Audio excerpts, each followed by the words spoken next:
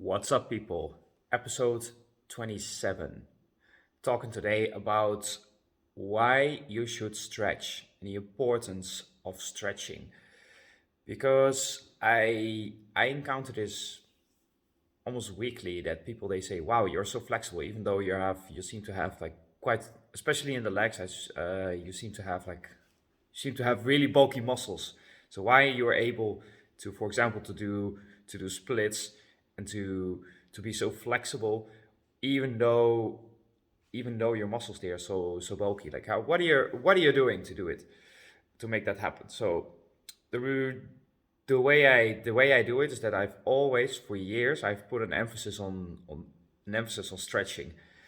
And the reason that I started doing that is because I noticed as soon as I started stretching that I was capable of moving way better, making the movements that I was doing in the gym way better, way more smooth.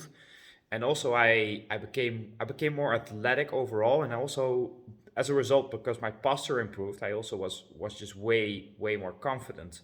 So that's why I think it's very important for no matter what you're doing, to always have a proper stretching routine. And also throughout all of these years, I've not had any major injuries. So stretching is super important. In my opinion, it's impossible to have an athletic body without a proper stretching routine. What I often see is that people they engage in a particular sport, but because they have no stretching routine, they are not doing the movements as well as they could if they put a little bit of emphasis on stretching.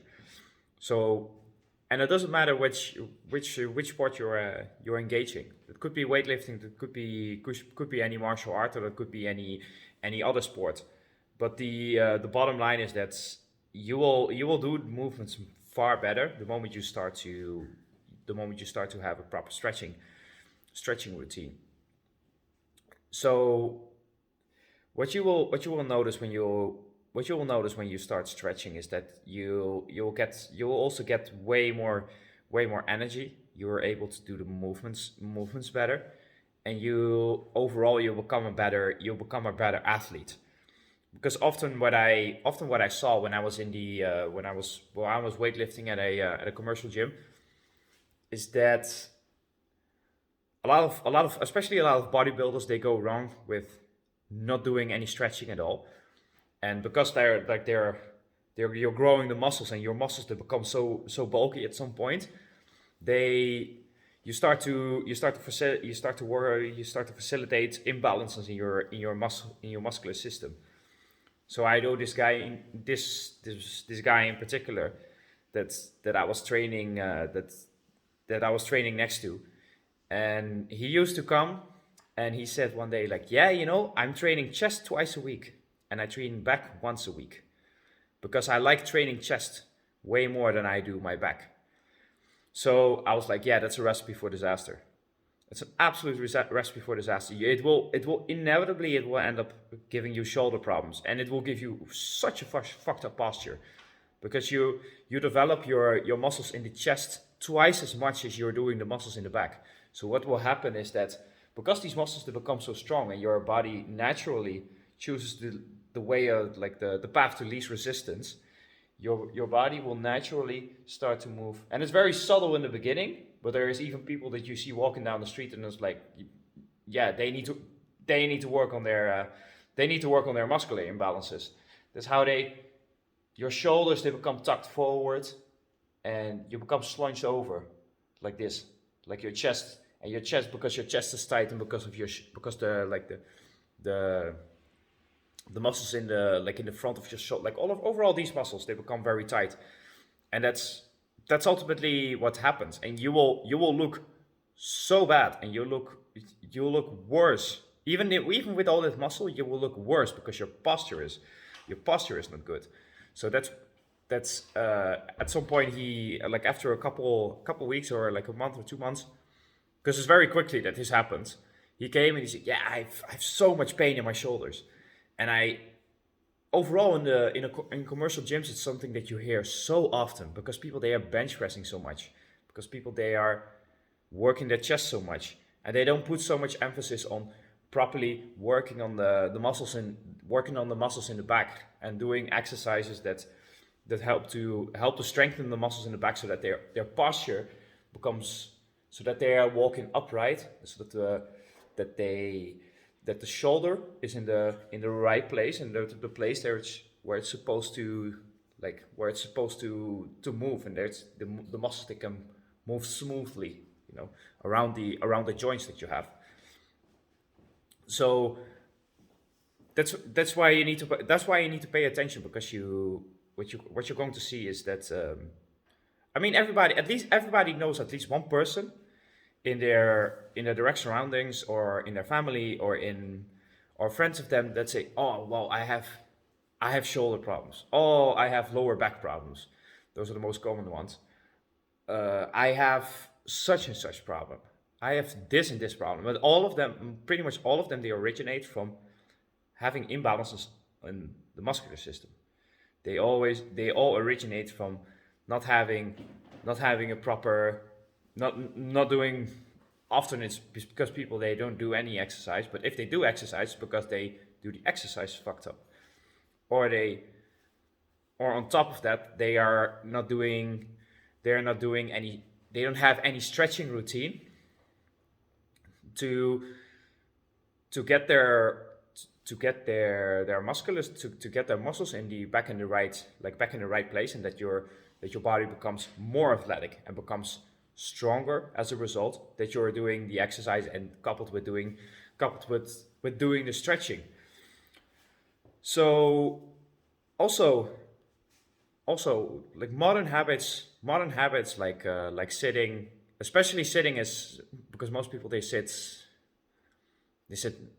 8, 9, 10 hours a day. It's again something that facilitates all the imbalances in your muscular system. So what you see that typically at an office or something is that people they sit like this.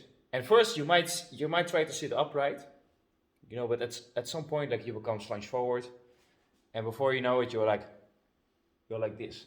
You're like this sitting at your desk, which makes that the muscles in the back of your neck become tight. The muscles in the, like again, the front here in the front in your chest, they become tight, which means that at some point you're just walking like this. And then you go to the gym and you do the same stuff. Like you start to do presses, which even further facilitates all of this imbalance. And then you end up with shoulder problems. And then you cannot train at some point. So that's why I'm giving just a rough overview of the results of what it will result in the moment you don't pay attention to your muscular imbalances, to don't have a particular stretching routine, and you don't pay in particular any attention to your exercise routine. So that's why I've always worked on stretching. I used to stretch for at least an hour before my workout, and it's sometimes like my stretching routine it took even longer than the workout. Right now I'm doing this purely maintenance, because I've done it for years, and the moment I start stretching again, the muscles they are already way more flexible, and they are way more used to having to doing these to doing these routines. So at some point I will upload, because people ask me they've asked me this like quite often, like how do you keep yourself so flexible? So at some point I will take my stretching routine, and I'll put it on the channel as well for people to see what I'm doing, how I keep myself flexible, and how I stay pretty much injury free for 4 years already. So the most common mistakes that people make with stretching, I think, is that first of all they don't see it as something that is important. they don't see the importance of stretching. And something that annoys me the moment I see it is that the people they do it stretch they do a particular stretch, and they do it like 10 seconds. Well, that's done. Next one. You haven't done anything. You have not released the muscle. You've pretty much wasted you have pretty much wasted 10 seconds.